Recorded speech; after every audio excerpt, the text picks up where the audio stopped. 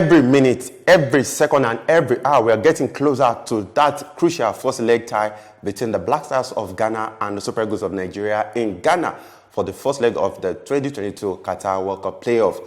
On that note, I welcome you to this edition of Nigeria Superfans Forum. My name is Olafemi Ashaolu. Let's quickly serve you what we have on the menu today.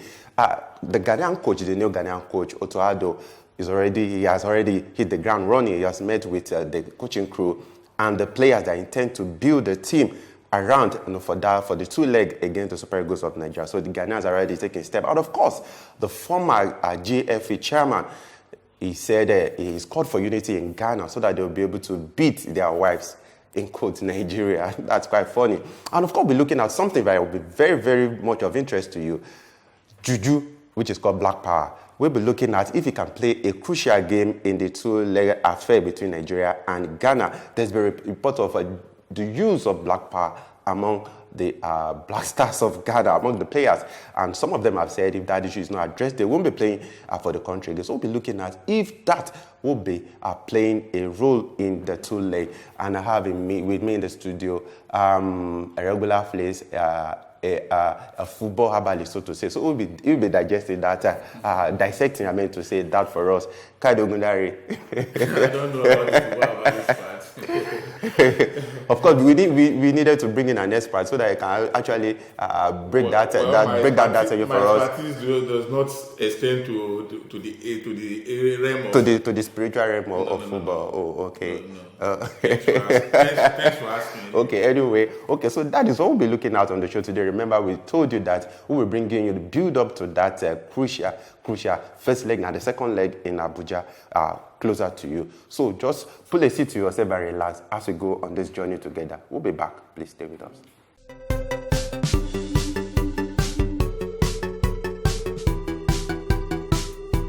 Right, welcome back, and it's still Nigeria Superfans Forum. Kayode, the game is very much upon us now than it was even a few days ago. But let's look at it now. The former Ghanaian Football Association chairman, I'm talking about Alhaji Jaula, has called for unity in Ghana so that they'll be able to beat their wives, so to say, and Nigeria. If you look at it head-to-head, Nigeria and Ghana, we've played about 49 times, dated back to the first game in 1950. And it seems the Ghanaians, they have the upper. I'm sure that is what is bringing up this kind of talks. I used to know Alhaji Jawula from way back. He was the GFA chairman around 1998 up to the early 2000s. A very voluble, a very vocal person. So I'm not surprised he hasn't changed from what he used to be back then.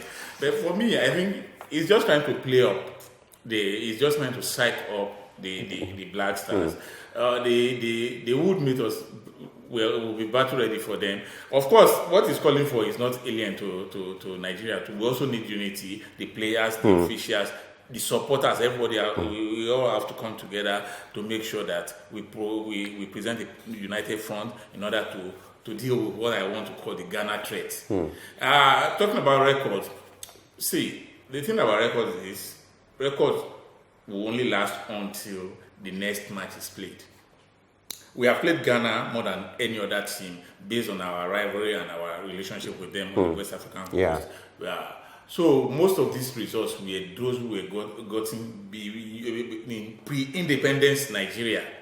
That was before 1960 and early 1960s. Yeah. And these were even not in today's game would not be regarded as full internationals because they were like. Are you saying that because they're in Nigeria? No, I'm not. I'm saying that because it is a fact. There are things you can check out for me. These are the Jericho Cup, Ghana selected, Nigeria selected. I'm not taking away anything from Ghana. They were the better team in those days.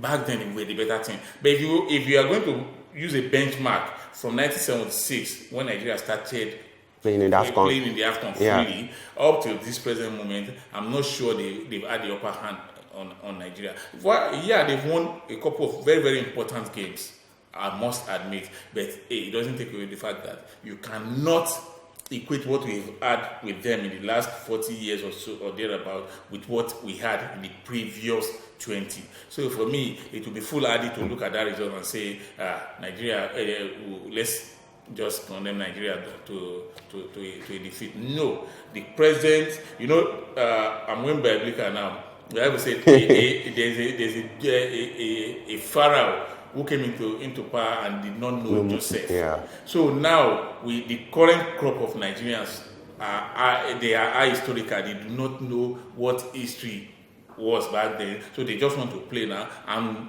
player for player, I think we'll give Ghana as much as we get. So let's just wait until the first leg is played. Okay, I was even going to cut in quickly so that I can bring on the record between Nigeria and Ghana. Head to head, we played 49 times, like I said earlier. Nigeria won 10 matches, drew 18 matches, and lost 21 matches. For emphasis sake, let me quickly make a quote from Alhaji Jaula. He said, "We need to stay united as a country ahead of the Nigerian game. This is Nigeria that we have beaten every time we play. So they are more like our wives." But no disrespect to them. I believe when we stay united, we will be able to beat Nigeria. Like I said, Alhaji Jaula is an elderly person. So I'm not in Africa. You don't say elders lie, but they are probably us every time we played. They stylishly lie. You know that. So you know that. So, but I understand where he's coming from. Like I said, he's trying to psych up the team, and it's good.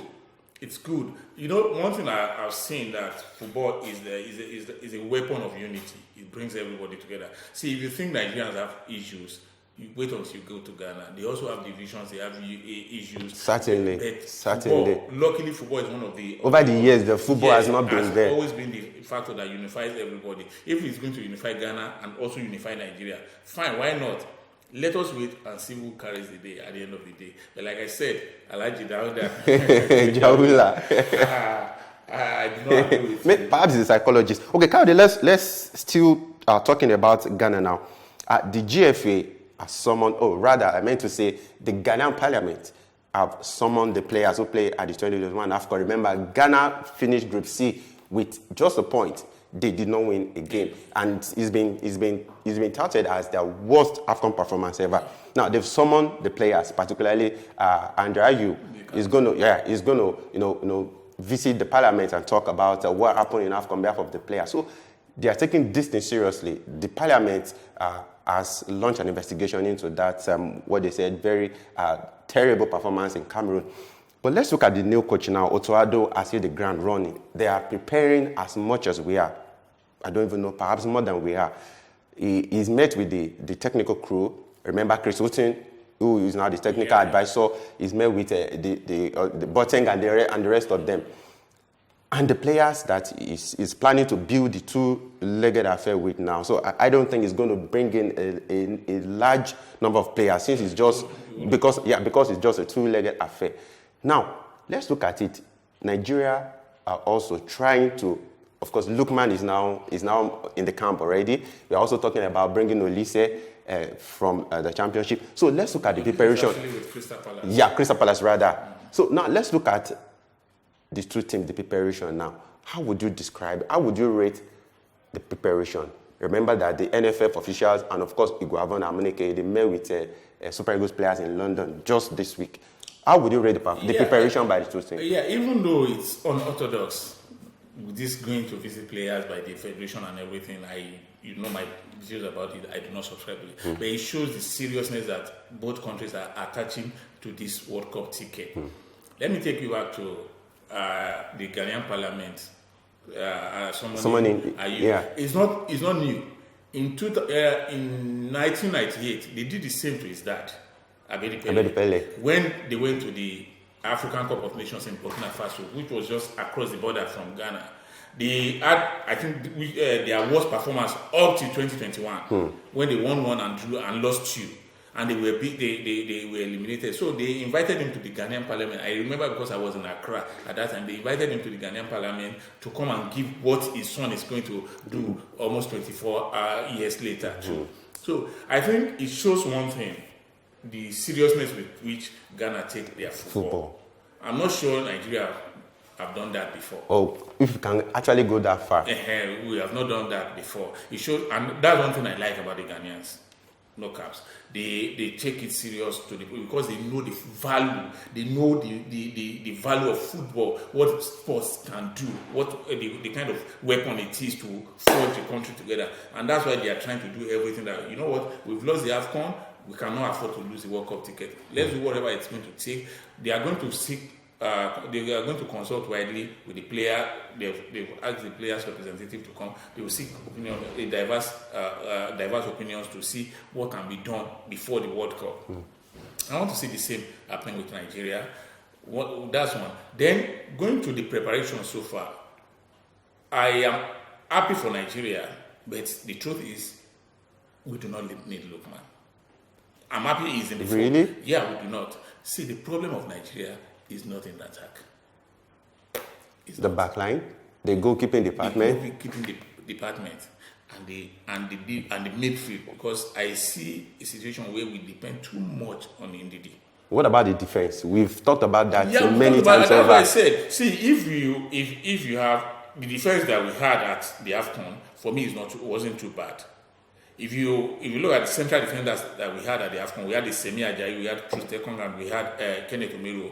Luckily, if Leon Balogun comes back, that will be 4 central defenders, which was where we had problems before. Now that's why I am choosing not to look at the central defense, because we are well covered there. I'm trying to look at the defensive midfield, where we have a surfeit of talent, but we are not being adventurous enough. We are not using them as we should. We have a Frank Oyenka, who, for me, is one of the best players I've seen in that position in a long while. So I think we should be looking more to that angle. Well, Kayode is saying that we do not really need Ademola Lookman, but it's been said that Ademola Lookman, but it's been said that it will give Augustin Guavoin attacking options. Well, I wouldn't know about that, but Kayode is saying that we don't really need Ademola Lookman. It's not a priority for me as far as I'm concerned. If we're getting a goalkeeper, maybe someone that will give Maduka Okoye a competition, we can't be talking about that. Would have been better. All right, okay, so we'll go on this break now. We'll be back to talk about the black magic in the Black Stars. We'll be back. Please stay with us.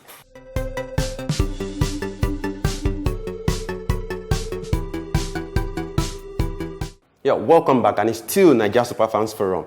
We Africans believe in black power or black magic, as the case may be, and there's been a report of the use of black magic, black power among the Ghanaian footballers. And players like Thomas Partey have said if that issue is not addressed, they won't be playing for the Black Stars of Nigeria again. Kayode, let's look at it. We're Africans, and we have to admit it that these things actually exist. Ghanaian players, some of them have expressed their dissatisfaction that some of their colleagues actually brought in, without even hiding it, they brought it to AFCON. And we're expecting that was supposed to help them even perform better at the tournament, but unfortunately it was the other way around. But let's look at it. Can that play a role in the tie against the Super Eagles of Nigeria? There are instances that you do your best, and your effort keep hitting the bar, keep hitting the upright. Is it possible that can play a role in the two legs? Using the law of logic, Femi, you ask yourself. So there are times that you need to suspend logic. You have to suspend logic. See, the good thing about logic is that it applies to every aspect of life. Using the law of logic, if Juju did not help at the AFCON, how will it help in the World Cup playoffs? You understand? So for me, I agree, like you said, that these things exist. One, then this African belief system that Juju is us, we are Juju. Forget whatever religious persuasion we all profess. There is Juju, but if Juju truly exists in football, there's a demarcation. In African football, let's emphasize, in African football, then Africa should have won at least a minimum of 5 World Cups. But we have seen footages of football, maybe local football. Before we came into the studio, or before we started the program, you actually said it that you watch a football game in Abidjan, and yes, Juju was actually in display. On display, yes. But let me also now call you back. In 1989, at the Miracle of Daman, if somebody had told you that it was because the Soviets had a Juju in their box, that's why we were able to come down from 4 goals to 4-0 down to equalize and eventually win. Wouldn't you have believed? There was no talk of Juju. If that had been between two African teams, we would say, it was the Juju that went bad. That was why we were able to beat them. So for me, I think Africans should become more scientific. We should apply ourselves more to logic than to all these ephemeral things that you cannot actually prove, no matter whether they exist. But you just said you believe that Juju exists. I said there's Juju. I agree, because I've seen some, but not in football. That's why I said African football. You see? So for me, let's not derail. Let's go back to the Ghana situation. Mm-hmm. The problem with Ghana, and it's not limited to Ghana. Let's be fair. Yeah. This thing happens to even Nigeria. I can tell you for free.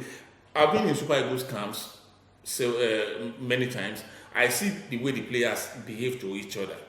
You see, I know of a particular player, he's retired now, he's actually late now, that will tell you that you cannot help him to carry his boots. He will not allow you. If he forgets his boots here for 1 hour and he goes back and comes back, he will dash that boot out. Because he believes it could be jinxed. He will not wear it again. I've seen instances. Do you know that, Femi, in 1982-1983, a player actually died in the Super Eagles camp? Up to today, everybody ascribed it to Juju, that it was because he was jostling for a position, a wing with another player. And that player that everybody suspected is still alive. Up to today, he has not been cleared. They still talk about him, that it was the reason why that other player died, and it was because of Juju. So who is going to investigate that? Now, because the player slept, he was in camp, he slept and didn't wake up. But that could be a natural occurrence. Yeah, there's nobody that now you are nobody thought about that. I talked about. But there's no fact that Juju exists in football, in African football. If it does, Nigeria, Ghana, Senegal, Ivory Coast, Mali, Guinea would be serial winners of the World Cup. Producer, I think we need to bring an expert into this. Maybe you can contact Babalawo for us, or so to say, so that they can actually come and clear this thing. So, probably since it's also a Juju. Our contracted authority is actually disproving the fact that I want to see proof, and the only proof, Femi, is in the results. If you tell me that this thing works, then show me the result. You cannot tell me this thing works, and at the end of the day, I will now find out that it will let me down at a crucial moment. So if Juju actually works in football, so you believe talent preparation will supersede Juju anytime? It does, any day. I played football, Femi. I remember an instance where we were supposed to play a very, very important match. Somebody brought up this funny idea that this match against this team is so important that we needed to fortify ourselves. They went and brought something and they gave it to our coach that he should put it in his mouth, and whatever he says will be the outcome of the game. That when the ball is going towards our net, you should prophesy. He just say over the you should prophesy. But when it's going the other way and you say goal, and it will be a goal. And I was wondering inside of me, whilst we were preparing for the game, that so that means we could as well go on with 12 goals, because as many times as you say goal, that would be a goal. At the end of the game, at the end of the day, because the very first chance we had, my teammate lost it, and our coach said, we cannot win this game again. So at the end of the day, we lost the game, and everybody said... They told you what to say now. He did wrong. He made the wrong prophecy. Because he said... He made the wrong prophecy. That was why we did not win. But for me, I didn't believe that. I believe football games are won and lost. But Kayode, some former Super Eagles players, particularly Ifeanyi Udeze, said that when he went for a trial at Birmingham, he saw this present Senegalese coach, Aliou Cisse, wearing all sorts of charms on his body when they went for trial. He said he was so scared that he had to they were discussing, he said they were actually discussing, and that brought up fear in him because of the experience. He had an experience in Benin Republic. I agree. That he said it had to take a coach. His coach had to take him somewhere, and they brought 7 live pin out of his leg. Okay. And because of that, he said he joined West Brom instead of Birmingham because of what he saw, because he believed someone can jinx him. And he said he doesn't want part 2 of that thing to happen to him. Is it possible that Cisse used that for his own personal protection, not to harm anybody, but just to protect himself from injury? Is it possible? It is also possible that he could use it to harm someone, maybe who is competing with him in the same role. Saying we are frowning at this because it was amulet and everything. What if it had been a cross? Is that not jazz? Is that not Juju? Oh, okay, because it's black. At least that one is not won't be to us anyone. Maybe just to really? Yeah, perhaps. What I believe is perhaps to help you play better. You are being ridiculous. If it's a cross, it's to help you play better. Of course. If it's a charm now, it's an amulet now, it is bad. But can you hold someone with a rosary? Why not? Can you hold someone with a rosary? Yes, why not? There are curses in the Bible. And people believe that you can place a curse on somebody using the Bible. Is that not possible? Okay, which is more scarier? None. It's about the belief system. It's about, you are being racist now, Femi. But let's talk about Femi, the you are being racist. Even it's so bad that players in the Ghanaian Black Stars are actually complaining about this. It's everywhere, even in Nigeria. So if they have not seen something, they wouldn't be saying something about it. Anything that is new to you, anything that is strange to you, you have to complain. Okay, Femi, we're in the studio now. Let's assume the producer comes and begins to sprinkle water everywhere. Will you stay? You run away. It's someone I know he wouldn't do that. Why wouldn't he? Oh, he wouldn't be to hurt me or hurt someone else. Okay, the other guys, they are teammates. Ordinarily, you will not expect them to hurt each other. You won't expect them to hurt each other too. Femi, that's why, we are going to close this with what I started with, logic. The law of logic. There are things that you cannot explain. And science, if you cannot explain it, then how do you prove that it really, really exists? Maybe Nigeria needs to play against India for you to believe that Juju actually works. Well, where is India today in football? No, they are still preparing. To play. They are still preparing. By the time they come back fully, even Brazil will not be a match for India. Of course, on this very particular topic, I think we need to bring in an expert. So we'll plead with our producer to bring a herbalist, contract a herbalist or something, just for us to clear the air properly. And I think the viewers should also drop their own opinion. I was going to say that. So please drop your own experiences or what you've heard someone say about Juju in football. Is it possible? Does it work? Well, we'll be looking at if Juju can actually play a role in Ghana's advantage over Nigeria over the two legs. I said no, he doesn't have. And Kayode is saying no. He's an African. Yes. Thank you for blackmailing me. I am an African. I'm also an African. I do not. No, you are white skinned. I do not believe Juju can work in this game. Even a blind man knows I'm an African. The team that works harder, the team that prepares better, will win over two legs. Please, producer, we beg you in the name of God, please help us bring an expert. Even if he paints the face and come with all this regalia, we wouldn't mind. We will sit with him right in the studio so that we can actually clear this.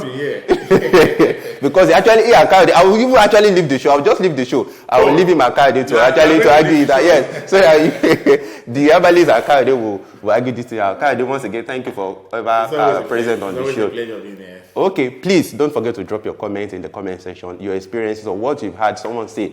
If Juju works in African football, this will be drawing the curtain on today's edition. Remember that we'll be bringing you closer to the action as far as the Qatar 2022 World Cup qualifier the final qualifier between Nigeria and Ghana is concerned. I remain Oluwafemi Ashaolu. Until next time, take care of yourself.